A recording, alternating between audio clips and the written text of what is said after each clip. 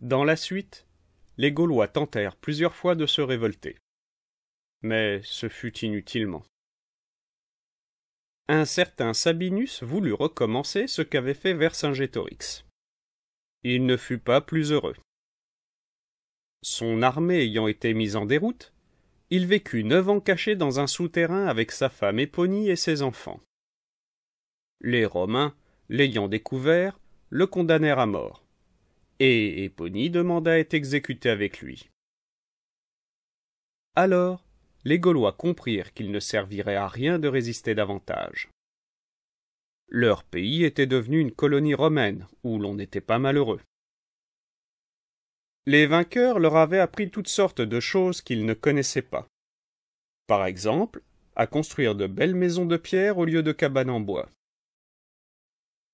Et la Gaule commença à se couvrir de monuments presque aussi beaux que ceux de Rome, et dont quelques-uns existent encore aujourd'hui. En même temps, les Gaulois oublièrent leur langue pour parler celle des vainqueurs, le latin, d'où est sorti le français que nous parlons aujourd'hui. Et au bout de quelques années, ils furent si bien habitués à Rome qu'on les appela les Gallo-Romains. Ils avaient abandonné leur druide et l'usage cruel des sacrifices humains. Ils adoraient les mêmes dieux que les Romains et les Grecs.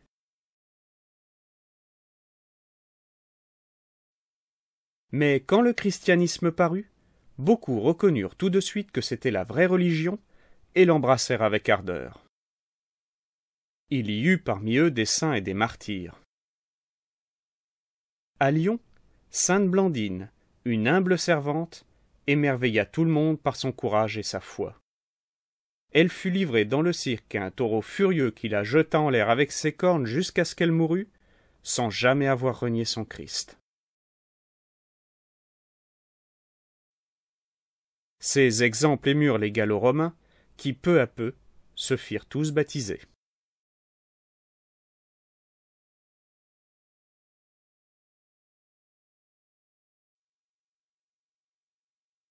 Cependant, derrière le Rhin, il y avait toujours ces insupportables Alamans, ou Allemands, qui rêvaient d'entrer dans cette Gaule où il y avait tant de richesses et où l'on vivait dans l'abondance.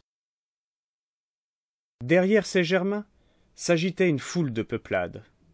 Goths, Wisigoths, Ostrogoths, Vandales, Huns, d'autres encore qui n'étaient pas moins avides de bonnes terres, de pillages et de butin.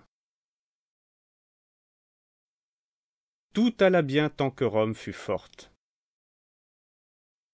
Elle avait élevé sur les frontières de la Gaule une grande muraille, avec des tours de place en place, pour surveiller les barbares et pour les empêcher d'entrer. Mais un jour vint où la surveillance se relâcha, et où l'Empire romain attaqué de tous les côtés n'eut plus assez de soldats pour défendre le passage du Rhin. Les invasions commencèrent. Plusieurs fois, les barbares, ayant pénétré jusqu'au cœur de la Gaule, dévastant tout sur leur passage, furent reconduits chez eux l'épée dans les reins. Mais à la fin, la digue creva de partout. L'Empire romain débordé succomba. Alors, une nuée de barbares s'abattit sur notre pays. Il en venait de tous les côtés et de toutes les races. Incapables de résister, les Gallo-Romains s'enfermèrent dans les villes.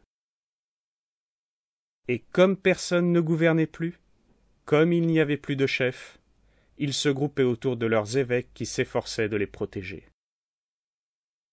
Ce fut une époque sombre et désolée, où personne n'était sûr de retrouver sa maison, ni de garder la vie sauve. De ces invasions, la plus terrible fut celle des Huns qui venaient du fond de l'Asie, montés sur leurs petits chevaux. Avec leur peau noire et leurs grandes oreilles, ils ressemblaient à des diables ou à des ogres. Ils ne faisaient même pas cuire leur viande et la mangeaient crue après l'avoir écrasée sous leur selle. On appelait Attila, leur roi, le fléau de Dieu, et l'on disait que l'herbe ne poussait plus où il avait passé. Cette fois, au lieu de se laisser à l'épouvante, les Gallo-Romains eurent l'énergie du désespoir. Ils mirent à leur tête un bon général, Aetius. Et ils furent aidés par d'autres barbares, des Francs, qui, bien meilleurs et plus civilisés que les autres, étaient devenus leurs amis. Il y eut une immense bataille au champ catalonique en Champagne. 160 000 hommes y périrent. Enfin, Attila fut vaincu et il s'enfuit avec ce qui lui restait de Séens au galop de leurs petits chevaux. Ils avaient brûlé eux aussi beaucoup de maisons et laissé beaucoup de ruines. Mais Paris avait été épargné.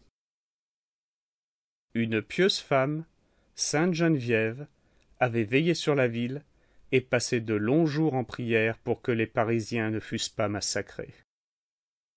C'est pourquoi Sainte Geneviève est devenue la patronne de Paris. Et depuis ce temps, sa fête est célébrée chaque année.